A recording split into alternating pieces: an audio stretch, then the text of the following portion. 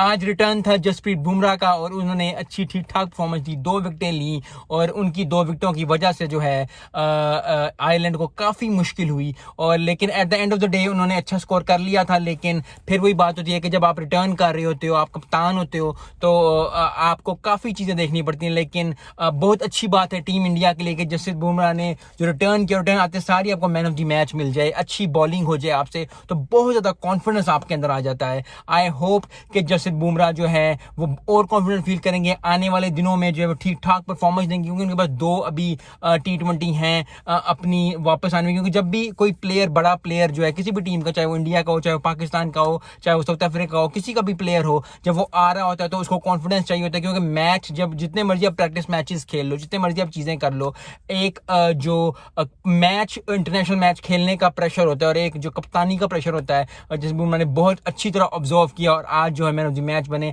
I hope कि आने वाले 2 T20 में भी जैसे बुमराह ठीक ठाक परफॉर्मेंस देंगे।